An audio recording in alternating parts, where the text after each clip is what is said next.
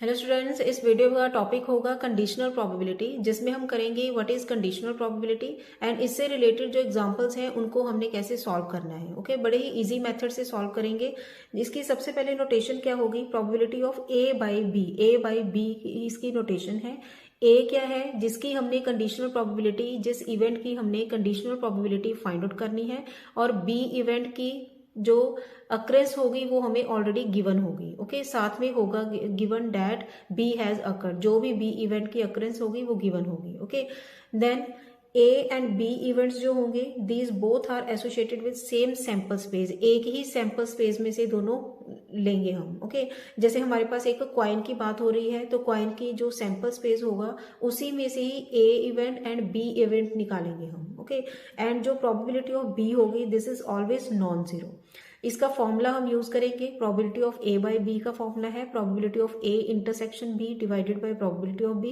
And अगर हमारे पास B की हमने कंडीशनल प्रोबेबिलिटी फाइंड आउट करनी हो और ए की अक्रेंस हमें गिवन हो, तो इसका फॉर्मूला हम यूज करेंगे probability of A intersection B divided by probability of ए।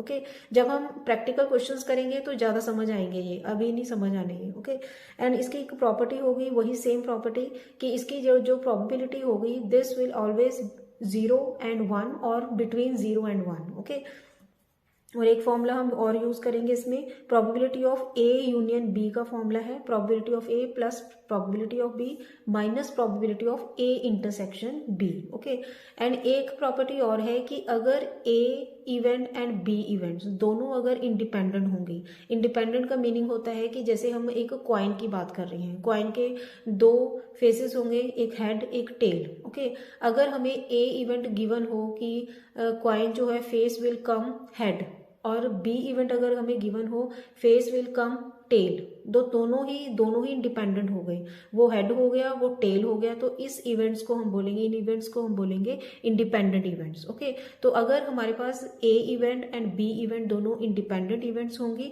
तो उसमें हम फॉर्मूला यूज करेंगे probability of A intersection B का, probability of A into probability of B. ये हम डिटेल में नेक्स्ट पार्ट में करेंगे, इसमें थोड़ा सा ही कॉन्सेप्ट हमने यूज करना है इंडिपेंडेंट का। ओके, जैसे फर्स्ट एग्जांपल है हमारे पास, फर्स्ट एग्जांपल में हमें गिवन है probability of A 0.5, probability of B हमने निकालनी है, probability of A union B is also given, and we have to find P value if A and B are independent events. Okay, तो clear है कि अगर independent events होंगी, that means हमने formula क्या यूज करना है, probability of A intersection B का, probability of A into probability of B. सबसे पहले हमारे पास देखिए probability of A union B का फॉर्मूला यूज करेंगे हम, probability of A union B is equal to probability of A, only ये तीन फॉर्मूलाज ही यूज करने हैं इसमें। ओके, और ज्यादा नहीं, plus probability of B minus probability of A intersection B. सबसे पहले तो हम इसको ऐसे यूज करेंगे। Okay, then A union B का फॉर्मूला, इसका प्रोबेबिलिटी क्या है हमारे पास 0.7 is equal to, then probability of A given है हमें 0.5 प्लस पी माइनस, अब इसको क्या यूज करेंगे, probability of A into A intersection B को हम यूज करेंगे probability of A into probability of B. Probability of A intersection B is equal to, probability of A है हमारे पास 0.5 इंटू पी, तो ये आ गया हमारे पास 0.5 into P, then that mean ये बनेगा हमारे पास अब 0.7 minus 0.5 is equal to, then इनको हम अब माइनस करेंगे, दिस विल बी 0.5 पी, ये आ जाएगा हमारे पास 0.2 इज इक्वल टू 0.5 पी। तो ये बन गया हमारे पास p is equal to 0.2 upon 0.5 means 2/5 answer आ गया। क्लियर स्टूडेंट्स, ऐसे हमने इसके क्वेश्चन, बिल्कुल सिंपल क्वेश्चंस हैं ये, तो मैंने बिल्कुल सिंपल लिया है क्वेश्चन। आगे अब हम प्रैक्टिकल प्रॉब्लम्स भी करेंगे इसमें। क्लियर, नेक्स्ट एग्जाम्पल है, देखिए बिल्कुल सिंपल एग्जाम्पल है, probability of A intersection B, जिसमें हमने फाइंड आउट करना है और सभी टर्म्स की प्रोबेबिलिटी हमें गिवन है। ओके, तो सिंपल हम फॉर्मूला यूज करेंगे, probability of A by B is equal to probability of A intersection B divided by probability of B. तो इसमें सिंपल हमने वैल्यूज पुट करनी है एंड हमारे पास सॉल्व करके आ जाएगा probability of A intersection B is equal to 0.2। Okay, अब नेक्स्ट एग्जाम्पल में देखिए, 2 coins are tossed once, find probability of E by F.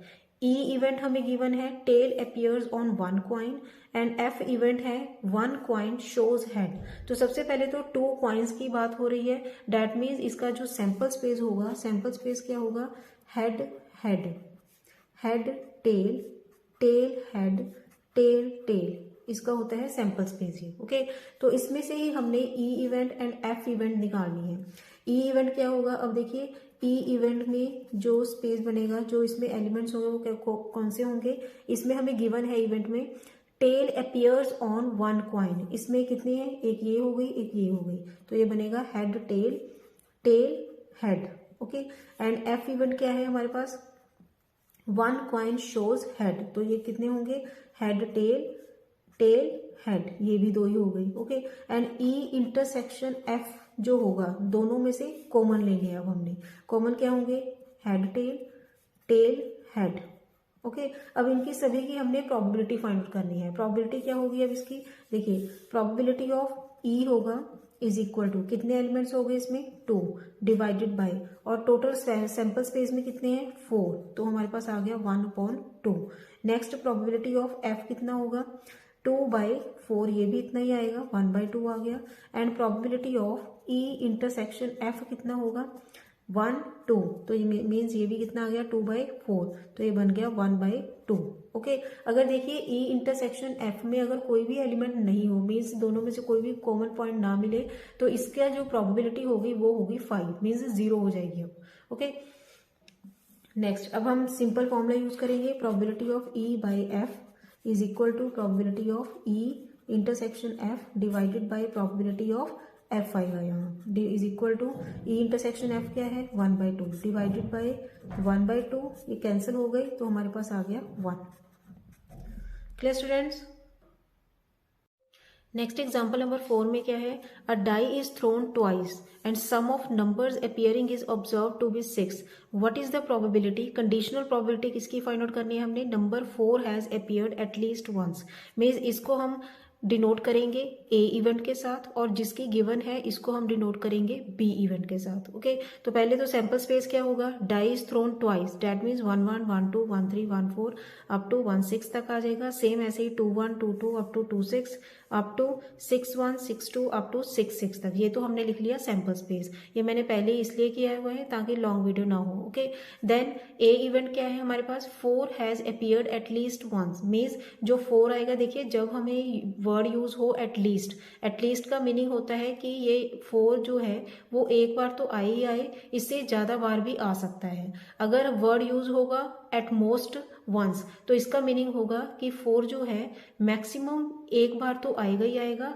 या हो सकता है कि ना ही आए। ओके, मीन्स 1 अगर हम कह रहे हैं एटलीस्ट 2, तो that means 2 3 4 up to so on. अगर हम कह रहे हैं एट मोस्ट 2, एग्जाम्पल के लिए समझा रही हूँ, एट मोस्ट 2, तो डेट मीन्स 0 1 2, फिर ये मीनिंग होगा इसका। ओके, एंड बी इवेंट जो है this is sum of number is 6, तो ए इवेंट के सैंपल्स पे इसी में से लेने हमने।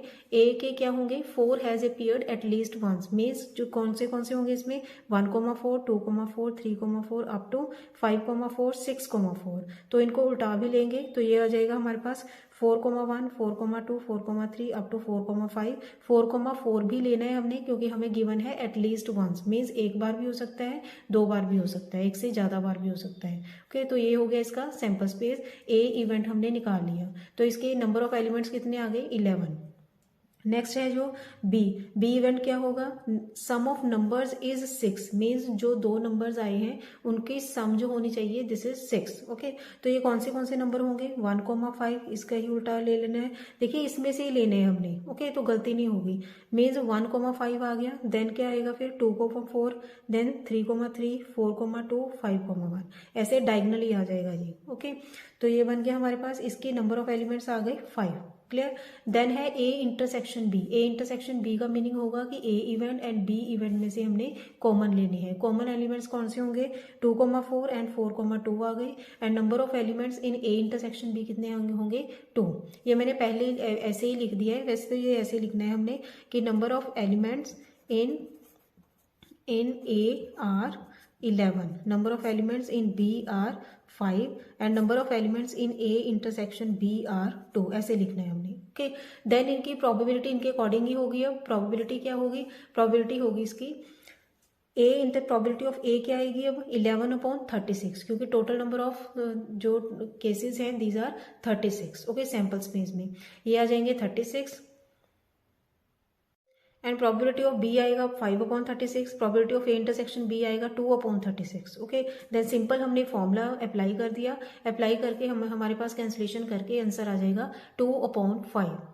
क्लियर स्टूडेंट्स, आई होप आपको ये टॉपिक समझ आ गया। कंडीशनल प्रोबेबिलिटी के क्वेश्चंस कैसे करने हैं, इसमें सिंपल क्वेश्चंस ही आते हैं, इतने मुश्किल नहीं आते हैं। ओके, नेक्स्ट जो टाइप्स होंगी वो होंगी इंडिपेंडेंट इवेंट्स में, जो हम नेक्स्ट पार्ट में करेंगे। थैंक्स फॉर वॉचिंग, खुश रहिए, पॉजिटिव रहिए।